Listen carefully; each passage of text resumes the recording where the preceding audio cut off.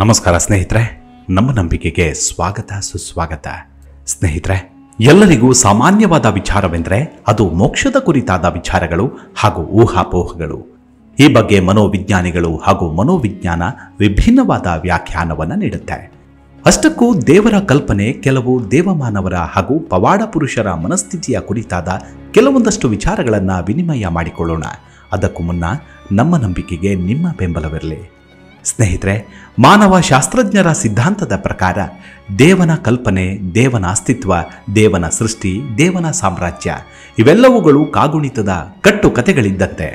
ಇವುಗಳನ್ನು ಪರೀಕ್ಷಿಸುವುದಕ್ಕೆ ಯಾವುದೇ ನಿಬಂಧನೆ ಅಥವಾ ಅಳತೆಗಳಿಲ್ಲ. ಜಗದಾದ್ಯಂತ ಪ್ರತಿಯೊಬ್ಬರೂ ಆಯಾ ದೇಶ, ಆಯಾ ಜನಾಂಗ, ಆಯಾ ಕಾಲಮಾನ, ಆಯಾ ಪರಿಸರ ಮತ್ತು ಆಯಾ ಪರಿಸ್ಥಿತಿ, ಆಯಾ ದೇವರು ಮತ್ತು ಆಯಾ ಧರ್ಮಗಳನ್ನು ಬೋಧಿಸಿದ್ದಾರೆ. ಒಬ್ಬ ಏಕ ದೇವೋಪಾಸನೆ ಹೇಳಿದರೆ ಮತ್ತೊಬ್ಬ ಬಹುದೇವೋಪಾಸನೆ ಪ್ರತಿಪಾದಿಸಿದ್ದಾನೆ. ಒಬ್ಬರು ದೇವರು ಸುಗುಣ ಎಂದರೆ ಮತ್ತೊಬ್ಬರು ನಿರ್ಗುಣ ಎಂದಿದ್ದಾರೆ. ಒಬ್ಬರು ಅದ್ವೈತ ಎಂದರೆ ಮತ್ತೊಬ್ಬರು ದ್ವೈತ, ಮಗದೊಬ್ಬ ವಿಶಿಷ್ಟಾದ್ವೈತ ಎಂದಿದ್ದಾರೆ. ಒಬ್ಬರು ದೇವನು ಇದ್ದಾನೆ ಎಂದರೆ ಮತ್ತೊಬ್ಬನು ದೇವನಿಲ್ಲ ಎಂದಿದ್ದಾನೆ. ಒಬ್ಬನು ಬ್ರಹ್ಮ ಸತ್ಯ ಜಗನ್ಮಿಥ್ಯ ಎಂದರೆ ಮತ್ತೊಬ್ಬನು ಜಗತ್ಸತ್ಯ ಬ್ರಹ್ಮಮಿಥ್ಯ ಎಂದಿದ್ದಾನೆ. ಭಾರತದ ಭೂಮಿಯ ಮೇಲೆ ಆಗಿ ಹೋದ ದೇವತೆಗಳು ಮತ್ತು ಅವರ ಅವತಾರಗಳು ಇವೆಲ್ಲವೂ ಕೂಡ ನಮ್ಮನ್ನ ಒಂದೊಂದು ಗೊಂದಲದಲ್ಲಿ ಬೀಳಿಸುತ್ತವೆ ಎಂದು ಮನೋವಿಜ್ಞಾನಿಗಳು ಅಭಿಪ್ರಾಯ ಪಡ್ತಾರೆ. ಇವೆಲ್ಲ ಧರ್ಮಗಳು ಸ್ಥಾಪನೆಯಾಗುವ ಮೊದಲು ಭೂಮಿ ಚಪ್ಪಟೆಯಾಗಿದೆ, ಭೂಮಿ ಮೇಲೆ ಸೂರ್ಯ ಉದಯಿಸ್ತಾನೆ ಮತ್ತು ಮುಳುಗ್ತಾನೆ ಎಂದು ಎಲ್ಲ ಧರ್ಮಕರ್ತೃಗಳ ಗ್ರಹಿಕೆಯಾಗಿತ್ತು. ಯಾಕಂದ್ರೆ ಕ್ರಿಸ್ತಶಕ 1473ರಲ್ಲಿ ಪೋಲ್ಯಾಂಡ್ನ ಖಗೋಳ ಶಾಸ್ತ್ರಜ್ಞನಾದ ಕೋಪರ್ನಿಕಸ್ ಪೃಥ್ವಿ ಗೋಲಾಗಿದೆ, ಎಲ್ಲ ಗ್ರಹಗಳಂತೆ ಅದು ಕೂಡ ಒಂದು ಗ್ರಹ, ಅದು ಸೂರ್ಯನ ಸುತ್ತ ತಿರುಗುತ್ತದೆ ಎಂದು ತನ್ನ ಸಿದ್ಧಾಂತವನ್ನು ಮಂಡಿಸಿದ. ಅವನ ಈ ಹೊಸ ಸಿದ್ಧಾಂತ ಕ್ರೈಸ್ತ ಗುರುಗಳನ್ನ ಮತ್ತು ವಾಮಪಂಥೀಯರನ್ನ ಕೆರಳಿಸಿತು. ಅವರು ಇವನನ್ನ ಬಹಿಷ್ಕರಿಸ್ತಾರೆ.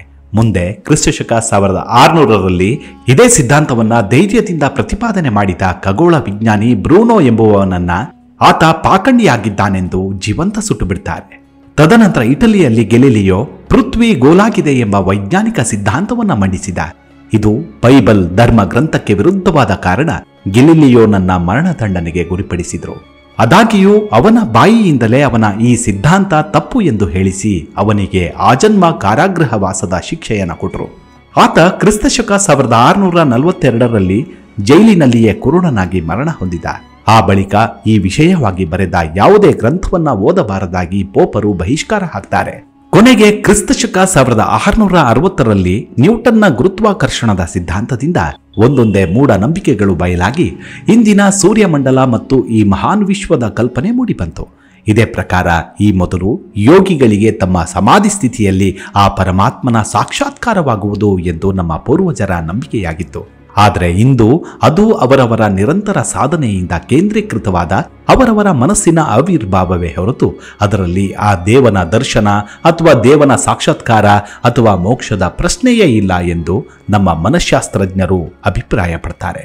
ಯೋಗಿಗಳೇ ಹೇಳುವಂತೆ ಇಂದು ಈ ಸಮಾಧಿ ಸ್ಥಿತಿಗೆ ಮುಟ್ಟಬೇಕಾದ್ರೆ ಮೊದಲಿನಂತೆ ಶರಣಾಗತಿ, ಆಸನ, ಪ್ರಾಣಾಯಾಮ, ನಿಗ್ರಹ, ಏಕಾಗ್ರತೆ, ಶ್ರದ್ಧೆ, ತಪಸ್ಸು ಮತ್ತು ಸಮಾಧಿ ಇಂತಹ ಕಟ್ಟುನಿಟ್ಟಾದ ಯೋಗ ಸಾಧನೆಯೊಂದೇ ಮಾಧ್ಯಮವಾಗಿ ಉಳಿದಿಲ್ಲ.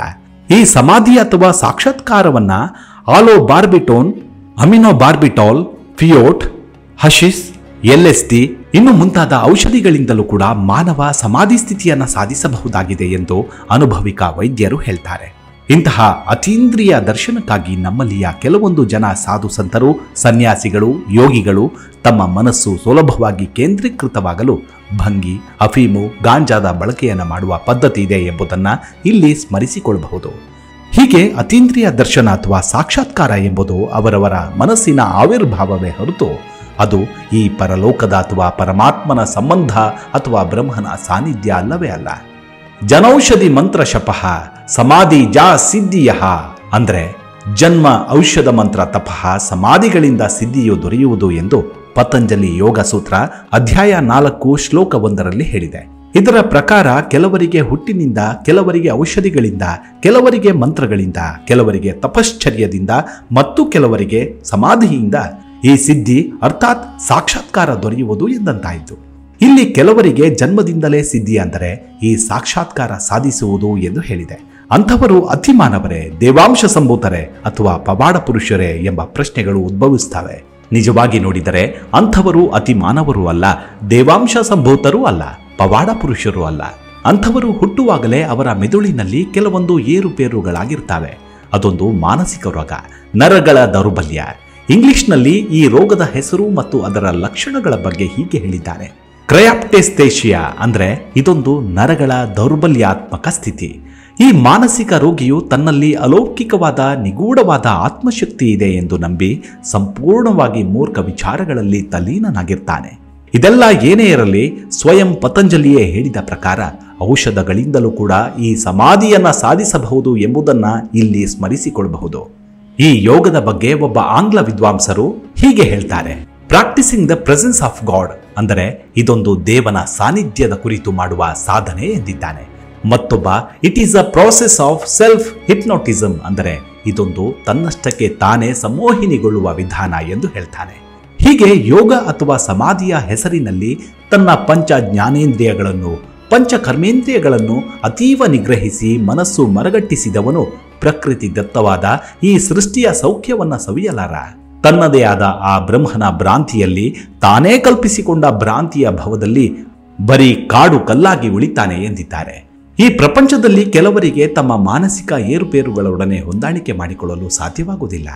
ಕೆಲವೊಂದು ಜನರಿಗೆ ಪತಿ ಪತ್ನಿ, ಅತ್ತೆ ಮಾವ, ಭಾವ ಮೈದುನ, ತಂದೆ ತಾಯಿ, ಮಗ ಮಗಳು, ಸಹೋದರಿ ಸಹೋದರ ಇಂತಹ ಇತ್ಯಾದಿಯರನ್ನ ಎದುರಿಸಲಿಕ್ಕಾಗುವುದಿಲ್ಲ. ಭಗ್ನ ಪ್ರಣಯಿಗಳು, ಪತಿ ಪತ್ನಿಯರನ್ನ ಕಳೆದುಕೊಂಡವರು, ಮಕ್ಕಳನ್ನ ಕಳೆದುಕೊಂಡವರು ಅಥವಾ ಸಂಸಾರದಲ್ಲಿ ಆಘಾತಕ್ಕೊಳಪಟ್ಟವರು ಇಂಥ ಇತ್ಯಾದಿಯರ ಜೀವನದಲ್ಲಿ ನೆಮ್ಮದಿ ನಶಿಸಿ ಅವರ ಮೆದುಳಿನಲ್ಲಿ ರಾಸಾಯನಿಕ ಕ್ರಿಯೆಗಳು ಅಸ್ತವ್ಯಸ್ತಗೊಂಡು ಅಂಥವರು ಕ್ರಿಜೋಫ್ರೀನಿಯಾ ಎಂಬ ಮಾನಸಿಕ ರೋಗಕ್ಕೆ ತುತ್ತಾಗ್ತಾರೆ. ಈ ರೋಗಕ್ಕೆ ತುತ್ತಾದವರು ತಮ್ಮ ಲೌಕಿಕ ಜಗತ್ತನ್ನ ಮರೆತು ತಮ್ಮದೇ ಆದ ಕಲ್ಪನಾ ಲೋಕದಲ್ಲಿ ಓಡಾಡ್ತಾರೆ. ಇದೇ ಪ್ರಕಾರ ತಮ್ಮ ದೈನಿಕ ಕೆಲಸಗಳನ್ನು ಬಿಟ್ಟು ಅತಿ ಹೆಚ್ಚಾಗಿ ಭಕ್ತಿ ಪೂಜೆ, ನೇಮ, ವ್ರತ, ಧ್ಯಾನ ಇಂತಹ ಇತ್ಯಾದಿಗಳಲ್ಲಿ ಕಾಲಹರಣ ಮಾಡುವ ಕೆಲವೊಂದು ಭಾವುಕ ಜನರು ಕೂಡ ಈ ಮಾನಸಿಕ ರೋಗಕ್ಕೆ ಬಲಿಯಾಗ್ತಾರೆ. ಇದು ಅವರವರ ಮಾನಸಿಕ ದೌರ್ಬಲ್ಯವೇ ಹೊರತು ಅದು ಅಲೌಕಿಕ ಅನುಭವವಲ್ಲ. ಯಾಕಂದ್ರೆ ಒಮ್ಮೆ ತನ್ನ ಶಿಷ್ಯ ಕೇಳಿದ ಪ್ರಶ್ನೆಗೆ ಉತ್ತರವಾಗಿ ಮದುವೆ ಆಗಬೇಕೆನ್ನುವೆಯಾ? ಅಗತ್ಯವಾಗಿ ಆಗು. ಒಳ್ಳೆಯ ಹೆಂಡತಿ ಸಿಕ್ಕರೆ ಒಳ್ಳೆ ಗೃಹಸ್ಥನಾಗುವೆ, ಕೆಟ್ಟ ಹೆಂಡತಿ ಸಿಕ್ಕರೆ ನನ್ನ ಹಾಗೆ ಆಧ್ಯಾತ್ಮಿಯಾಗುವೆ ಎಂದು ಮಹಾ ತತ್ವಜ್ಞಾನಿ ಸಾಕ್ರೆಟಿಸ್ ಹೇಳಿದ್ದನ್ನ ಇಲ್ಲಿ ಸ್ಮರಿಸಿಕೊಳ್ಳಬಹುದು. ಯಾಕಂದ್ರೆ ಬಹುತೇಕ ಜನ ಆಧ್ಯಾತ್ಮಿಕರು, ಭಾವುಕರು ಅಥವಾ ತಮ್ಮ ಸಂಸಾರದಲ್ಲಿ ಭ್ರಮ ನಿರಸನರಾದವರೇ ಆಗಿರ್ತಾರೆ. ಇನ್ನು ಮೋಕ್ಷವೆಂದರೇನು ಎಂಬುದನ್ನ ಪೂರ್ಣ ತಿಳಿಯದೆ ದೇಹ ದಂಡಿಸುವುದು ಮೂರ್ಖತನವೆನಿಸುವುದು ಎಂದು ಅಭಿಪ್ರಾಯ ಪಡ್ತಾರೆ ಮನೋವಿಜ್ಞಾನಿಗಳು. ಮೋಕ್ಷದ ಗುಟ್ಟೆಂದರೆ ನೆಮ್ಮದಿಯಿಂದ ಸಾಯುವುದು. ಮಾನವನಿಗೆ ಬುದ್ಧಿ ಬೆಳೆದು ವೈಜ್ಞಾನಿಕ ಅರಿವು ಆದಂತೆ ಆತ್ಮ, ದೆವ್ವ, ಮೋಕ್ಷ, ಪರಲೋಕ, ಸ್ವರ್ಗ, ನರಕ, ಪುನರ್ಜನ್ಮ ಇಂತಹ ಮೂಢನಂಬಿಕೆಗಳು ತಮ್ಮಷ್ಟಕ್ಕೆ ತಾವೇ ಕಡಿಮೆಯಾಗ್ತವೆ. ಈ ಭೂಮಿಯ ಮೇಲೆ ಹುಟ್ಟಿ ಬಂದ ಪ್ರತಿಯೊಂದು ಪ್ರಾಣಿ ಜಗತ್ಪ್ರಳಯವಾದರೂ ತಾನು ಬದುಕಲು ಹೋರಾಡುತ್ತದೆ. ಕೊನೆಯವರೆಗೆ ಸಾವಿನೊಡನೆ ಶಕ್ತಿ ಮೀರಿ ಸೆಣಸಾಡುತ್ತದೆ. ಆದರೆ ನಮ್ಮ ಆಧ್ಯಾತ್ಮಿಗಳು ಮೋಕ್ಷದ ಹೆಸರಿನಲ್ಲಿ ಆ ಸಾವನ್ನೇ ಪೂಜಿಸುತ್ತಾರೆಂದರೆ ಅವರಿಗೆ ಏನನ್ನು ಸಾಧಿಸಬೇಕಾಗಿದೆ ಎಂಬುದು ಅವರಿಗೆ ತಿಳಿದಿರೋದಿಲ್ಲ. ಇವರ ಪ್ರಕಾರ ಮೋಕ್ಷವೆಂದರೆ ಜನನ ಮರಣಗಳನ್ನು ಗೆಲ್ಲುವುದು ಎಂಬುದು ಮನೋವಿಜ್ಞಾನಿಗಳ ಒಮ್ಮತ. ಈ ಪ್ರಪಂಚದಲ್ಲಿ ಹಾಯಾಗಿ ಬದುಕಿ ಬಾಳಬೇಕಾದ ಮಾನವನು ತಾನು ಜನನ ಮರಣ ಗೆದ್ದಿದ್ದೇನೆಂದರೆ ಸಂಸಾರ ತ್ಯಾಗ ಮಾಡಿ ಜೀವಂತ ಹೆಣವಾದರೆ ಇಂಥವರು ಸಾವನ್ನ ಗೆಲ್ಲುವುದೆಂದರೆ ಅದು ಸಾವಿನ ಅಪಹಾಸ್ಯ. ಯಾಕಂದರೆ ಸಂಸಾರಿಗಳು ಒಮ್ಮೆ ಸತ್ತರೆ ಇಂಥವರು 2 ಸಲ ಸಾಯ್ತಾರೆ. ಒಮ್ಮೆ ಸಂಸಾರ ತ್ಯಾಗ ಮಾಡಿ ಸಾಯ್ತಾರೆ, ಮತ್ತೊಮ್ಮೆ ಜೀವ ಹೋದಾಗ ಸಾಯ್ತಾರೆ. ವೈದಿಕ ಶಾಹಿ ಜನ ಬ್ರಹ್ಮಸತ್ಯ, ಜಗನ್ಮಿಥ್ಯ, ಇಹಲೋಕದ ಬದುಕೆಲ್ಲವೂ ಪರಲೋಕದ ಸಿದ್ಧತೆಗಾಗಿ ಎಂದು ಹೇಳ್ತಾರೆ. ಆ ಪರಲೋಕದ ಪ್ರಾಪ್ತಿಗಾಗಿ ತಮ್ಮ ಪಂಚ ಜ್ಞಾನೇಂದ್ರಿಯಗಳನ್ನು, ಪಂಚ ಕರ್ಮೇಂದ್ರಿಯಗಳನ್ನು ನಿಗ್ರಹಿಸಿ ನಿಷ್ಕ್ರಿಯಗೊಳಿಸಿ ಸುಷುಪ್ತಾವಸ್ಥೆಯ ಸಮಾಧಿ ಸ್ಥಿತಿಯಲ್ಲಿ ಹೆಣಕ್ಕಿಂತಲೂ ಹೆಣವಾಗಿ ತಮ್ಮ ಭ್ರಾಂತಿಯ ಭವದಲ್ಲಿ ಬೆಳಕು ಕಂಡೆ ಸಾಕ್ಷಾತ್ಕಾರವಾಯಿತು ಎಂದು ತಾವೇ ಹೇಳ್ಕೊಳ್ತಾರೆ. ಇವರ ಪ್ರಕಾರ ಮಿಥ್ಯವೆಂದರೆ ಸುಳ್ಳು ಅಥವಾ ಶೂನ್ಯವೆಂದು ಅರ್ಥ. ಶೂನ್ಯದಲ್ಲಿ ಶೂನ್ಯ ಕೂಡಿಸಿದರೆ ಶೂನ್ಯವೇ ಬರುತ್ತೆ. ಶೂನ್ಯದಲ್ಲಿ ಶೂನ್ಯ ಕಳೆದರೆ ಶೂನ್ಯವೇ ಉಳಿಯುತ್ತೆ. ಶೂನ್ಯವನ್ನ ಶೂನ್ಯದಿಂದ ಗುಣಿಸಿದರೆ, ಶೂನ್ಯವನ್ನ ಶೂನ್ಯದಿಂದ ಭಾಗಿಸಿದರೆ ಶೂನ್ಯವೇ ಬರುತ್ತೆ.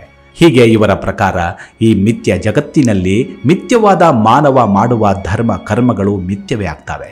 ವೇದಾದಿ ಧರ್ಮ ಗ್ರಂಥಗಳಲ್ಲಿ ಹೇಳುವಂತೆ ಈ ಜಗತ್ತು ಮಿಥ್ಯವೇ ಆಗಿದ್ದಲ್ಲಿ ಮಾನವ ಮೊದಲು ಮಾಡಿಕೊಂಡು ಇಲ್ಲಿಯ ಚರಾಚರ ಜೀವರಾಶಿಗಳೆಲ್ಲವೂ ಮಿಥ್ಯವೆಂದಂತಾಯಿತು. ಅಂದ ಬಳಿಕ ಈ ಮಿಥ್ಯ ಜಗದಲ್ಲಿ ಮಾನವನೇ ಮಿಥ್ಯವಾಗಿರುವಾಗ ಅವನು ಮಾಡುವ ಪಾಪ ಪುಣ್ಯ ಜಪ ತಪ ಅದು ಹೇಗೆ ಸಾಧ್ಯವಾಗುತ್ತವೆ? ಈ ಮಿಥ್ಯ ಜಗದಲ್ಲಿ ಮಾನವನ ಜೀವಕ್ಕೆ, ಮಾನವನ ಬಾಳಿಗೆ, ಮಾನವನ ಬೇಕು ಬೇಡಗಳಿಗೆ ಯಾವುದೇ ಬೆಲೆ ಇಲ್ಲವಾದರೆ ಅವನು ಮಾಡುವ ಸದಾಚಾರ, ದುರಾಚಾರ, ಸಮಾಧಿ, ಮೋಕ್ಷಗಳಿಗೆ ಅರ್ಥವೇನು? ಹುಟ್ಟುವುದೇ ಭವ, ಬೆಳೆಯುವುದೇ ಬಂಧನ, ಸಾಯುವುದೇ ಮೋಕ್ಷ. ನಾವು ಬಾಳಬೇಕಾದದ್ದು ಈ ಭೂಮಿಯ ಮೇಲೆ. ಈ ಭೂಮಿಯ ಮೇಲೆ ಮಾನವನನ್ನಾಳುವ ಮಹಾನ್ ಶಕ್ತಿಗಳೆಂದರೆ ಹಸಿವು, ಪ್ರೇಮ ಮತ್ತು ಜ್ಞಾನ. ಇವುಗಳಿಂದ ಇಲ್ಲಿ ನಮಗೆ ಸಿಗುವ ಸುಖವೇ ಸ್ವರ್ಗ, ಇಲ್ಲಿ ನಾವು ಅನುಭವಿಸುವ ದುಃಖವೇ ನರಕ. ನಮ್ಮ ಬುದ್ಧಿಯ ಬಲದಿಂದ ನೆಮ್ಮದಿಯಾಗಿ ಸಾಯುವುದೇ ಮೋಕ್ಷ. ಇದುವೇ ನಮ್ಮ ಧರ್ಮ. ನಮ್ಮ ಈ ಸುಖ ದುಃಖಗಳು ನಮ್ಮ ಕೈಯಲ್ಲಿರುತ್ತವೆ. ಅವುಗಳ ಕೃತ್ಯಗಳು ನಾವೇ ಆಗಿದ್ದೇವೆ. ಜೀವನವೆಂದರೆ ಹೂವಿನ ಹಾಸಿಗೆಯಲ್ಲ, ಮುಳ್ಳಿನ ಹಾಸಿಗೆ. ಮುಳ್ಳು ಕಂಠಿಯಲ್ಲಿಯೇ ಗುಲಾಬಿ ಹೂ ಅರಳಿ ಸುಗಂಧ ಹರಡುವಂತೆ ಇಂಥ ಕಷ್ಟದಲ್ಲಿಯೇ ಸುಖವನ್ನು ಸಂಪಾದನೆ ಮಾಡಿ ನೆಮ್ಮದಿ ಬಾಳನ್ನ ಬಾಳಬೇಕು. ಬದುಕಿನ ಬಾಯಿಗೆ ಹಣ್ಣು, ಸತ್ತ ಬಾಯಿಗೆ ಮಣ್ಣು. ಯಾಕಂದರೆ ಈ ಶರೀರ ಒಮ್ಮೆ ಬಿದ್ದು ಹೋದ ಬಳಿಕ ಮತ್ತೊಮ್ಮೆ ಬರೋದಿಲ್ಲ. ಆದ ಕಾರಣ ಯಾರೇ ಯೋಗಿಗಳು, ಯಾರೇ ಮೋಕ್ಷಕ್ಕಾಗಿ ಎಷ್ಟೇ ವರ್ಷ, ಎಷ್ಟೇ ಶಾಸ್ತ್ರೋಕ್ತ ತಪಶ್ಚರ್ಯ ಮಾಡಿದರೂ ಕೂಡ ತಮ್ಮ ಸಾವು ಬರುವ ಮೊದಲೇ ಅವರೆಂದೂ ಸಾಯುವುದಿಲ್ಲ ಎಂಬುದನ್ನು ಎಂದೆಂದಿಗೂ ಮರೆಯಲಿಕ್ಕಾಗದು. ಹೀಗೆ ಸುವಿಸ್ತಾರವಾಗಿ ಮಾಹಿತಿಯನ್ನ ಮನೋವಿಜ್ಞಾನಿಗಳು ಒಮ್ಮತದಿಂದ ಅಭಿಪ್ರಾಯವನ್ನ ನೀಡ್ತಾರೆ. ಈ ವಿವರಣೆಯಲ್ಲಿ ಅದೆಷ್ಟು ಸತ್ಯವಿದೆಯೋ ಅದೆಷ್ಟು ಮಿಥ್ಯವೋ ಎಲ್ಲ ಅಭಿಪ್ರಾಯಗಳು ನಿಮಗೆ ಬಿಟ್ಟದ್ದು. ಮುಂದಿನ ಎಪಿಸೋಡ್ನಲ್ಲಿ ಮತ್ತೆ ಸಿಗೋಣ. ಅಲ್ಲಿವರೆಗೂ ನಿಮ್ಮ ಆರೋಗ್ಯದ ಕಡೆ ಗಮನವಿರಲಿ. Take care. ನಮಸ್ಕಾರ.